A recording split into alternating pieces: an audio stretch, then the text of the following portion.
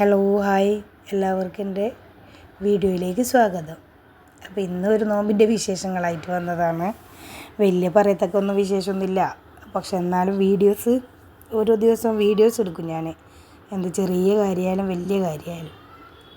അപ്പോൾ ഇത് ഒരു എന്താക്കുക എന്നുള്ള കൺഫ്യൂഷൻ വെച്ചിട്ട് പിന്നെ ഒരു കാന്ത ബജ്ജി ഉണ്ടാക്കിയത്, നമ്മളെ ഉള്ളിവട. അപ്പോൾ അതുണ്ടാക്കുന്നതിന് വേണ്ടിയിട്ട് ആദ്യം തന്നെ ഉള്ളിയൊക്കെ ക്ലീനാക്കി കഴുകി എടുത്ത് വെച്ച് ഇതിലാണ് ഞാനിങ്ങനെ കട്ട് ചെയ്യുക. അതാകുമ്പോൾ പെട്ടെന്ന് കൈ കൊണ്ടിങ്ങനെ കുറേ സമയം പിടിക്കും, പിന്നെ നേരിങ്ങനെ കിട്ടുകയില്ലല്ലോ. അപ്പം ഞാൻ ഇതിലിട്ടിട്ട് ഇത് കുറേ ആയി വാങ്ങിയിട്ട്, എവിടെയോ എക്സിബിഷന് പോയ സമയത്ത് വാങ്ങിയത്, അപ്പം മുതൽ യൂസും ചെയ്യുന്നുണ്ട്. അപ്പോൾ ഉള്ളിയെല്ലാം കുറച്ചധികം തന്നെ മുറിച്ചെടുത്തിട്ടുണ്ട്. പിന്നെ അതിൽ നന്നായിട്ട് കറിവേപ്പില ഇട്ട് മല്ലിയില ഇട്ട്, പിന്നെ പച്ചമുളകിടും, ഇഞ്ചി വെളുത്തുള്ളി പേസ്റ്റ്, അത്ര തന്നെ ഇടുക. പിന്നെ നമ്മൾ കുറച്ച് കളറിന് വേണ്ടിയിട്ട് മുളക് പൊടി ഇട്ട് കൊടുത്തിട്ട് ഞാൻ തുശം മഞ്ഞൾപ്പൊടിയും, കളറിന് വേണ്ടിയിട്ടാണ്, എരിവില്ലാത്ത മുളക് പൊടി അത് കേട്ടോ. അപ്പോൾ അതൊക്കെ ഇട്ട് കൊടുത്തിട്ട് കൈയോട് ആവശ്യത്തിനുള്ള ഉപ്പ് ഇട്ട് കൊടുത്തിട്ട് കൈയോട് നന്നായിട്ട് ഞെരടി, എന്താ പറയണ്ടേ, അതിൻ്റെ ഉള്ളിൽ നിന്ന് വെള്ളം ഇങ്ങനെ വരൂലേ, അതുവരെ ഇങ്ങനെ കൈയോട് ഞെരടി വെക്കും. അപ്പോൾ അതൊക്കെ കൈ കൊണ്ട് ഞെരടുന്ന ആക്ഷൻ കാണിച്ചു. അപ്പോൾ കൈ കൊണ്ട് നന്നായിട്ട് ഞെരടി എടുത്ത് വെച്ചിട്ടുണ്ട്.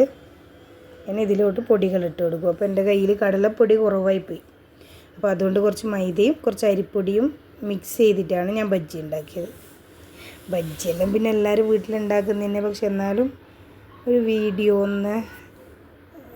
എന്നുള്ളൊരു നിലയ്ക്ക് ഞാൻ ഡീറ്റെയിൽഡായിട്ട് പറയുന്നത് അത്രയേ ഉള്ളൂ. ഇതാ കടലപ്പൊടി ഇത്രയും ടോട്ടൽ ഉണ്ടായിരുന്നത്, കടലപ്പൊടി വാങ്ങാൻ മറന്നുപോയി. പിന്നെ മൈദപ്പൊടി ഇട്ട് കൊടുത്ത് കുറച്ച് അരിപ്പൊടി ഇട്ട് കൊടുത്തു, ഒന്ന് ക്രിസ്പി ആവാൻ വേണ്ടിയിട്ട്. അരിപ്പൊടി ഉണ്ടായിരുന്നു, പുട്ടുപൊടിയാണേ ഉണ്ടായിരുന്നത്, അത് ഇട്ട് കൊടുത്തു. അപ്പോൾ അതെല്ലാം കുഴച്ച് മിക്സ് ചെയ്ത് അവിടെ മാറ്റി വെച്ച് ഒരു മുട്ട ഇട്ട് കൊടുക്കുന്നുണ്ട്. ഒരു മുട്ട ഇട്ട് കൊടുത്തിട്ട് എല്ലാം കൂടി കുഴച്ച് നന്നായിട്ട് കൈ കൊണ്ട് കുഴച്ചെടുത്തിട്ട് അവിടെ മാറ്റി വെക്കും.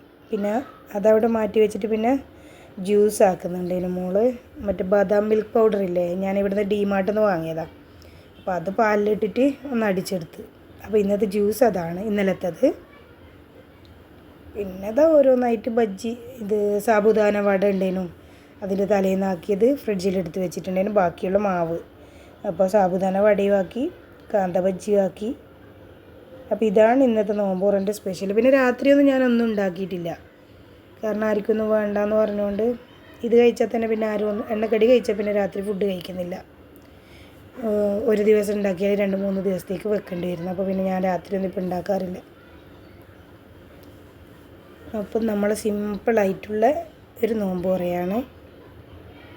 അപ്പോൾ സാബുദാന വടയും ആക്കിയെടുത്തു, കാന്ത ബജ്ജി നമ്മുടെ ഉള്ളിവട അതും ആക്കിയെടുത്ത്. ഞാൻ നടുക്ക് മുട്ട പുഴുങ്ങിയിട്ട് വെച്ചിട്ട് ഇങ്ങനെ കട്ട് ചെയ്തിട്ട് വെച്ചിട്ട് ആക്കണമെന്ന് വെച്ചാൽ, പക്ഷേ അത് പൊട്ടിത്തെറിക്കൂ എന്നുള്ളൊരു പേടി കൊണ്ട് പിന്നെ അങ്ങനെ ചെയ്തിട്ടില്ല.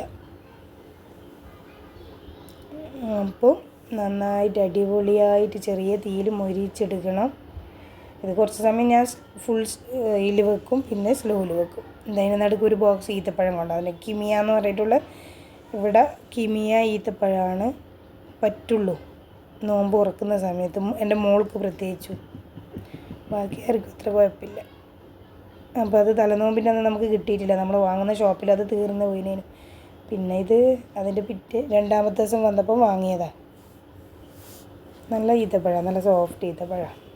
അപ്പോൾ അതും അവിടെ നോക്കി സെറ്റാക്കി വെച്ച് നോമ്പോറിൻ്റെ സാധനമെല്ലാം എടുത്ത് ടേബിൾ മേലെ കൊണ്ടുവച്ച്, ഫ്രൂട്ട്സ്, ജ്യൂസ്, അപ്പുറത്തു നിന്നെല്ലാം കൊണ്ടുവന്ന സാധനങ്ങൾ, എനിക്ക് റൂ അഫ്സ വെള്ളത്തിൽ കലക്കിയത്, വെള്ളം, ഈത്തപ്പഴം എല്ലാം എടുത്ത് ടേബിളിൻ്റെ മേലെ സെറ്റാക്കി. അപ്പോൾ അന്നത്തെ നോമ്പോറ കഴിഞ്ഞു.